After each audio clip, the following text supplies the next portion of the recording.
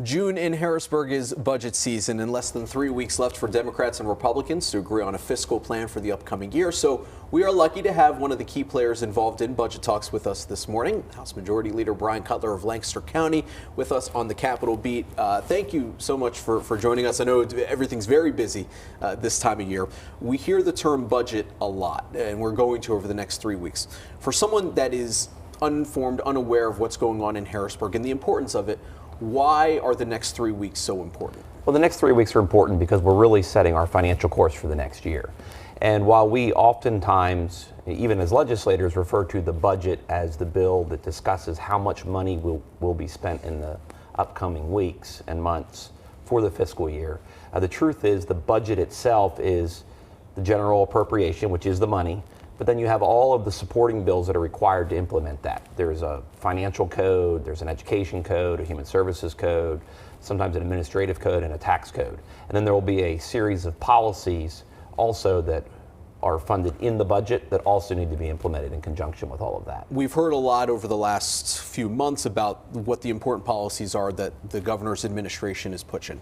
What is the most important policy that House Republicans are pushing? Well, I think when you look at the budget requests and the interest of our members, it's consistently been a couple things. One is to try to keep spending as low and responsible as possible while targeting those areas which have strong interest and support. For example, workforce development. That's an issue that we've heard a lot about from employers in terms of having career technical based education.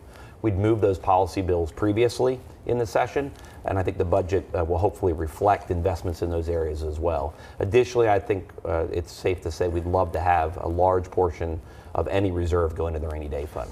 You mentioned the workforce development, and that's kind of a segue into talking about minimum wage, which is one of the main issues, if not the main issue, that the governor and his colleagues are proposing. Your colleague, Stan Saylor, who's the head of the Appropriations Committee, told the PLS Reporter yesterday that it's off the table, not being discussed. Senate Majority Leader Jay Corman says, yeah, you know what, there might be some room for negotiation. So where do you stand on the issue of minimum wage? Well, me personally, when it comes to private caucus matters or private discussions with any of the other leaders, I won't discuss those publicly because I respect the privacy of those conversations. But when looking at those issues, it's fair to say we've covered every issue that the governor's brought up. Some of those conversations have been very short, which is we can't do it. But others have said, you know, we can talk about things in the future. So specific to the minimum wage, it's been discussed, but I personally don't negotiate through the media. It is not often that there is any legislation in Harrisburg that is universally agreed upon, major legislation that is universally agreed upon, but that happened yesterday with the passage of HB 3, which is your bill. So I'll kind of give you the opportunity to explain what it is and why it's important moving forward and why the governor is on board with it as well. Well, I think when you look at the current construct under the Affordable Care Act and what we're doing under the existing law, we're already paying the federal government between $85 and $90 million to use the federal exchange.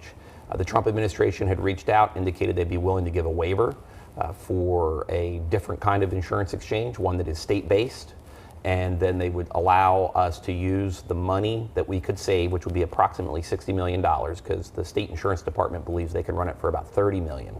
We could use that money plus an additional $150 to $200 million that the federal government would give us to provide reinsurance, which could potentially lower premiums by as much as 5 to 10%. Will people have to change coverage or anything like that? You know, when people say here, changes in insurance, they immediately think, how is this going to affect me and the coverage that I have? How will this impact your average Pennsylvanian who uses the ACA and how they have their insurance? Well, there's about 400,000 residents who currently use the exchange, and this bill does not change anything regarding qualifications or the way that you would be eligible for those programs. So that's the first thing. It doesn't touch pre-existing conditions, doesn't touch eligibility requirements, doesn't touch any of those. Those are all federally set. All it really does is change who oversees the website that would connect you with the insurance companies. Lastly, the governor's Restore PA proposal, he's been pushing it a lot, not necessarily part of the budget, something that could be done down the line. He wants $4.5 billion over the next 4 years to basically overhaul the infrastructure of the state. You know this. I'm more or less explaining it to everyone else. House Speaker Mike Turzai said it would destroy Pennsylvania. The governor says if we don't do this, Pennsylvania is going to be destroyed. Where do you fall on kind of, is there a happy medium to kind of be found in Restore PA and his proposal here? Well, I think when you look at the governor's goals, I think that's something we can agree on. There are infrastructure needs in the Commonwealth, whether it be flood issues or broadband issues or other things that need improved, some targeted infrastructure, traffic, things like that. So I think the governor's right on that point. I think what the speaker raises is also right, though. Borrowing money to put into technology, for example, and I'll use the broadband issue as an example. We're going to pay that money back for the next 20 years. The technology would be outdated long before we pay it off, and I'm not sure that's the best investment. That is something that probably there's a big discussion now of trying to get it out of the environmental committee. Is that something that you would be okay with having a resolution vote to put it directly onto the House floor? One of the things that I personally have done is defer to the chairman to work through specific issues. We did it with the insurance exchange bill. We did it with a variety of other bills.